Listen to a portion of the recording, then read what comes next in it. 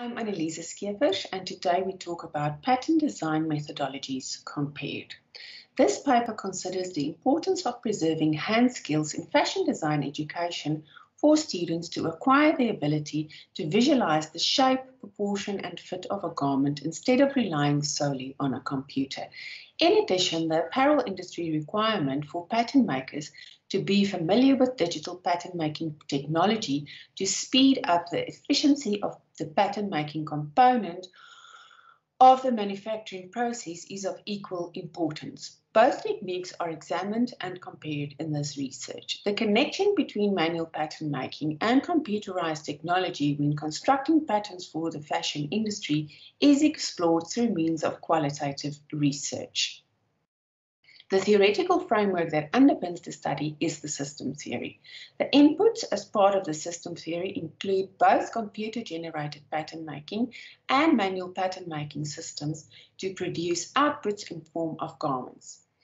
The output of a system for garment construction usually includes a mock garment that guides the evaluation of fit. The creativity and functionality in the physical fit, aesthetic fit, and functional fit of both the digital and manual results are assessed. The findings for this study reveal the important role of manual pattern making in combination with digital capabilities that the industry require from pattern designers. It is evident from the findings that alternative education approaches in fashion design courses should be considered. Such an alternative approach may involve consideration around training time and the potential for inter or multi approaches by including both manual or digital pattern making techniques. Computerized pattern design approaches are an indispensable instrument to keep pace with the advances in the garment industry, but the research proves that it is necessary for the future generation in a world of technology to learn manual pattern making skills in order to preserve a high standard of technical knowledge. For a student, practicing pattern making principles, the comprehension and competence to visualize and realize a successful end product is yet to be achieved, as they are in the learning phase of repetition and observation. Dr. Pamela Schenk says, drawing is about thinking, analyzing, exploring, and imagining. Manual pattern construction requires reasoning, technical drawing analysis, and the exploration of shape, proportion, and silhouette in the process to enable successful outcomes. A parallel could be drawn between drawing and manual pattern making in the deliberation and interpretation of information. Therefore, it could be debated that digital pattern making prevents self-directed innovation and comprehension of pattern outcomes and the purpose in pattern manipulation actions that is required to construct a particular result. Schenk concludes by saying that it is also important for students to realize that much design software has actually been developed through research into the practice of design. Without the experience of the physical world of paper-based drawing, students will struggle to understand many of the tasks that the digital media have been developed to perform. Although there is an infrequency on the comparisons between manual pattern making and digitally rendered patterns, Aduagol states that technology makes it easier to produce accurate designs that speeds up the production process. Aduagol explains how computer-aided design can synchronize numerous manufacturing processes in the clothing industry, especially for pattern making and grading. The use of innovative software enables businesses to keep up with trend and garment development through intelligent platforms. Fast fashion is partially realized through digital creation and an irreplaceable tool for improving efficiency in productivity. Fasanella, who work with both pattern-making methods, is of the opinion that they are mutually efficient and that each method has its advantages, but includes that the time spent on pattern alterations is less when using CAD. The interesting point that Annelize makes is that the drawback in digital pattern making could remain in the maintenance and proficiency of industry knowledge. This is a similar thought that Helen Joseph Armstrong makes when she talks about the years of experience in industry. Annelize presumes that the comprehension and skill in pattern making supersedes the methodology. Most pattern makers, however, have initially been trained as manual pattern makers, making it difficult to determine the result of the developmental process when paper-based pattern making is excluded. To resolve this dilemma, the paper addresses the question: what is the outcome when comparing digitally rendered patterns to manually crafted patterns while including the assessment of the quality and accuracy of the finished patterns, the truthfulness to the original design, and the comparison of the fit in the garment? Shin evaluates the complex concept of garment fit through the lens of three measures: physical fit, aesthetic fit, and functional fit. Physical fit is described as features of fit that are physically perceived in terms of the relationship between clothing and the body, such as tightness and length. Aesthetic fit is explained as features of fit that are visually perceived and assessed when looking at an individual's dressed body. Consumers assess aesthetic features of fit based on whether the garment displays positive features and conceal imperfections. Functional fit signifies features of fit that are perceived when the dressed body is moving for activities related to restrictions or the lack of restriction in movement. In the data collection phase of the study, the researcher relied on these fit measures and qualitative findings to assist in the assessment of the pattern and garment outcomes. Clothing production and planning can be represented through the system theory, and pattern making as part of a production system that connects pattern making and manufacturing technology. The research method therefore includes manual and digital pattern making processes of the sample construction for both patterns by an expert seamstress. The transformation process in the output of the pattern and garment transformation process result in the output of pattern and garment comparisons. The technical drawings supplied to the pattern makers were based on the pattern making principles as per the recordings and investigations of Helen Joseph Armstrong. Comparisons between the patterns and the samples to additionally inform the research were outlined in assessment templates evaluating the silhouette, proportion and fit of the dresses.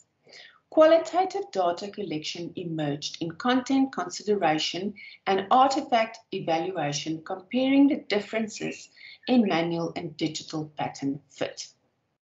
Visual analysis of the artifact samples was performed to interpret participants' perception of fit based on the measures as described by Shin. The overall assessment of samples was concluded through the opinion of a focus group.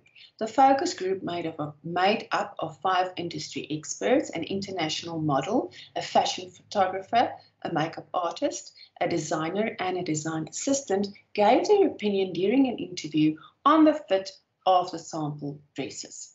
The methodology concluded and informed critical comparisons of digital and handmade pattern-making methods to support the study. In the artifact evidence, you can see the sample garments, a close-up of the manual pattern, the photographic evidence of that, and then also a close-up of the digital pattern. And then we are looking at a full-length view of the garment made from the manual pattern, front view, and then we're looking at a full-length front view of the garment made by the digital pattern. Then we're looking at a full-length back view of the garment made from the manual pattern and a full-length back view of the garment made from the digital pattern.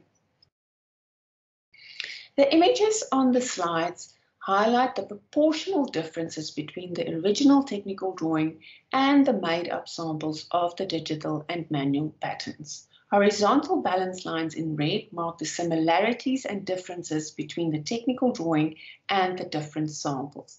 The greater majority of proportions in both outcomes are creatively and functionally suitable within the proposed sample, with a skill set approach evident that underpins proportional awareness.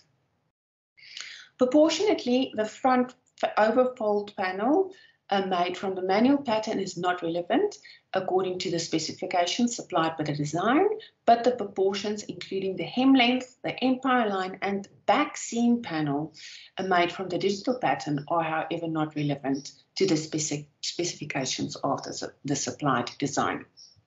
An appraisal of the back view can be seen in these slides.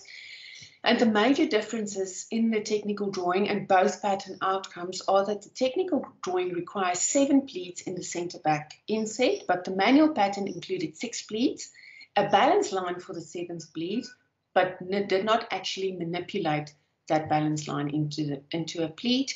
The digital pattern maker included 8 pleats in the inset, where 4 pleats are created on the first side and then on center back mirrored onto the opposite side. Through the research, it became clear that Shin made well-defined observations on customer inclinations and their contrasting opinions when contemplating the tension and looseness of fit in clothing items. Supplementary to the tightness of how the garment fit, the proportions and the length of the skirts were also considered by the focus group.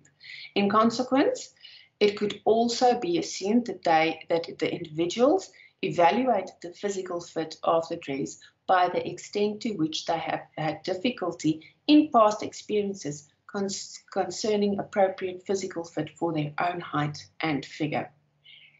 The focus group mostly voted in favour of the manual pattern sample dress. The overwhelming comment on the dress from the manual pattern was that the dress seemed tailor-made. Comments from the panel on the dress made from the digital pattern was that the dress seemed too long and also seemed too big for the model, as it did not echo the hip shape snugly. The focus group assessed the aesthetic fit features of the mock-ups made from the digital pattern as mass-produced. Some individuals did, however, appreciate the looser fit and also appreciated the commercial value of the garment. Functional fit relates to the ease of movement when wearing a garment. Both dresses fit well and allow the wearer to move comfortably in the garment.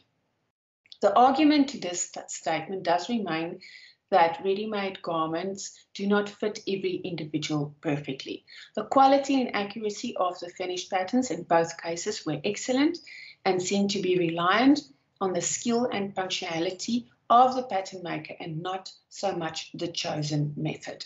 In the conclusion, we can conclude that within this digital era, deliberation on whether far-reaching grasp in the craft of manual pattern making will be required in future, and if it is mandatory. The question remains whether the art of manual pattern making will be preserved if digital programs assist the pattern making process.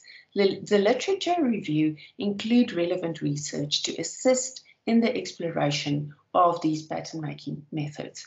The findings in the study inform the adaptation of both manual and digitized pattern design modules on tertiary level to enable a more wholesome, multi-method approach in preparing fashion design students for industry where apprenticeship schemes are possibilities.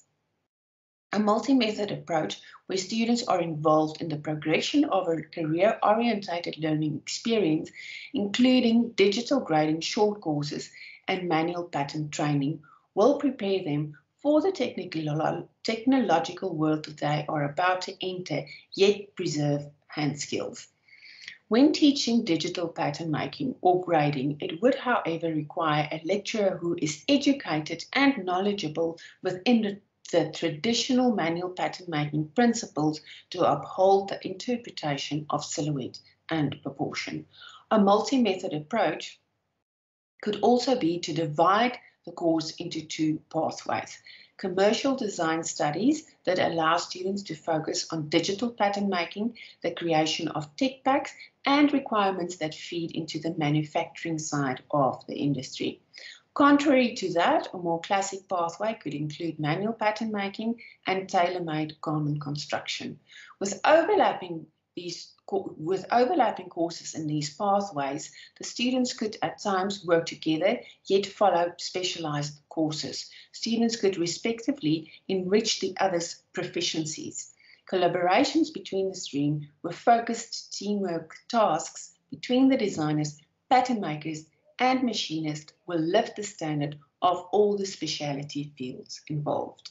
Thank you.